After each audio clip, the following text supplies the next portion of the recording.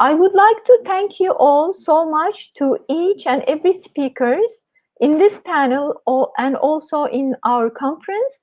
It's a privilege to benefit from your research and your insight. And I would like to ask at least a question because we have a limited time left, about 4 minutes.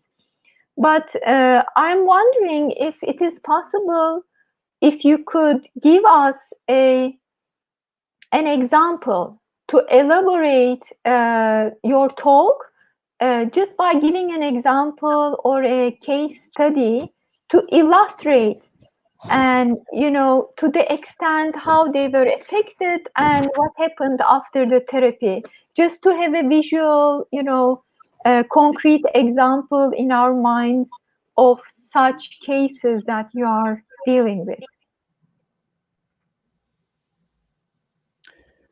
Well, can I start? Yes, please, Dr. Yucel. Well, in my chaplaincy life, when I come across any person or anyone who is considered to be possessed by jinns, I will never say that, oh, well, you are possessed by jinns, because that will create more fear, create an enemy that he can't or she can't see and can't fight against it. So instead of that, I will empower the client. How? I think by questioning. First of all, that happens to smart people. It looks that you are smart. I apply this to in many cases because of some issues I can't explain. I can't go in details. But through approach in such way, not creating the fear, but creating more trust and helping to find the client his or her potential unused skill to overcome the fear. And that really helps. So my recommendation is that instead of saying, yes, there's a great fear, every pandemic, so don't do this, is a great risk, try to minimize this as much as we can. That's the best way to approach. May I speak? So I think you're asking for a case example of how the therapy plays out. So as you know, with this, it's a group.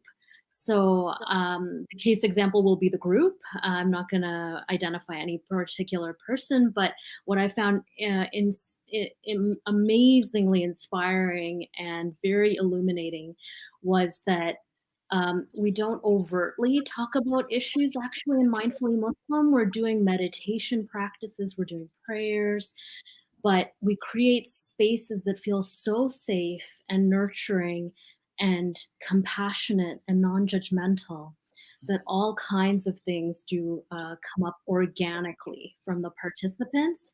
And what I've been floored by is, in particular, when I'm reflecting on the group I did in Thorncliffe Park, which is a part of Toronto that has a lot of subsidized housing. So it's a low income neighborhood, so to speak.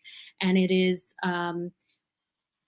almost 90%, I think it's 92% Muslim, the population there. So what I was fascinated by is that the women I was working with were largely immigrant women, but organically from the ground up, they were raising all the social issues that we're dealing with, including gun violence among the youth, including the parent-child disconnect with Muslim youth, straying from Islam because they can't communicate with their parents appropriately.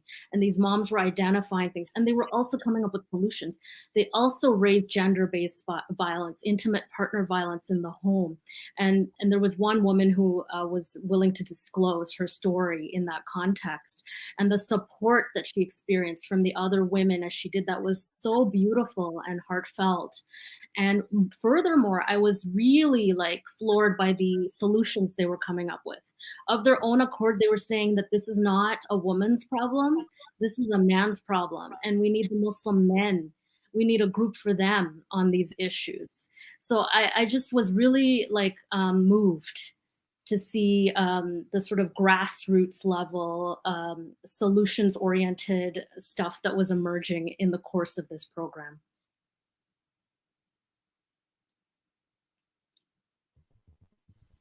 It's truly a client-centered, in my opinion, in that way. And people, they're smart. They know what their needs are. They know what their families' needs are. They know what their community's needs are, and they can come up with the ideas. They just need the infrastructure support from, places that are a little bit disconnected, that have all the resources, like the hospitals, the universities, the institutions, right? So if we could bridge these gaps, it would be amazing.